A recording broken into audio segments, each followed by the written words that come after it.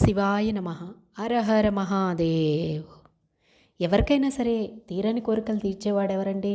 ఆ బోళా శంకరుడు. చాలా త్వరగా ఒక్క చెంబుడు నీళ్లతో ఒక్క నమస్కారంతో ప్రసన్నమవుతాడు శంకరుడు. అలాంటిది మనది ధర్మబద్ధమైన కోరికైతే ఆ ధర్మబద్ధమైన మన కోరికల్ని తీర్చడా చెప్పండి? తప్పక తీరుస్తాడు. రేపటి నుంచి అనగా జనవరి 5 నుంచి శివరాత్రి వరకు అంటే ఫిబ్రవరి 15వ తారీఖు ఆదివారం వరకు కూడా మనకు 42 రోజులు అవుతాయి అండి.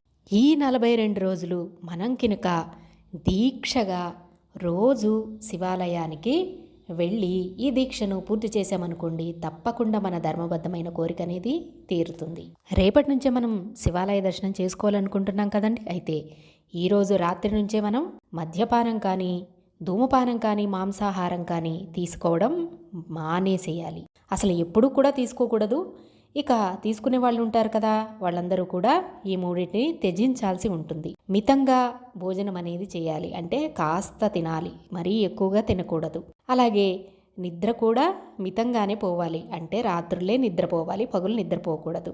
స్నానం చేసి ప్రతిరోజు కూడాను విభూతి ధారణ చేసి మీ ఇంట్లో ఉన్న దేవుడికి నమస్కారం అనేది చేసుకుని శివాలయానికి బయలుదేరాలి. ప్రతిరోజు కూడా ప్రదోషకాలం అనగా సూర్యాస్తమయం ఎప్పుడైతే ఉంటుందో దానికి ఒక్క 20 నిమిషాల ముందుగా మనం శివాలయానికి వెళ్ళాలి. 9 నెలల నిండు గర్భిణి ఎలా ఎంత జాగ్రత్తగా అడుగులో అడుగు వేసుకుంటూ నడుస్తుందో అలా మనం శివాలయంలో 3 ప్రదక్షిణలు చేయాలి. అది కూడా శివనామస్మరణతో. ప్రదక్షిణల తర్వాత శివలింగాన్ని దర్శించుకొని నమస్కారం చేసుకోవాలి. మన మనస్సుకు తృప్తి పడే వరకు కూడా శివలింగాన్ని చూస్తూ కూర్చోవచ్చు. ఎలాంటి కోరికని కోరుకోవద్దండి. ఎందుకంటే ఆ మహాశివునికి తెలుసు కదా మనకేం కావాలో, దాన్ని తప్పకుండా ఆయన ఇస్తారు. మనం అడగాల్సిన అవసరం లేదు. మన మనస్సుకు ప్రశాంతంగా అయ్యేంత వరకు మనం చక్కగా శివుణ్ణి చూస్తూ హాయిగా స్వామి నామస్మరణతో ఆ గుడిలో కూర్చోవాలి. ఇంతేనండి. మనం రోజు పాలు తీసుకెళ్ళాలి, కొబ్బరికాయలు తీసుకెళ్ళాలి, పళ్ళు తీసుకెళ్ళాలి, పువ్వులు తీసుకోవాలి, ఇవన్నీ కూడా అవసరం లేదండి. మీకు దొరుకుతాయి. మీకు స్వామికి సమర్పించేంత శక్తి ఉంది అంటే తీసుకెళ్ళండి.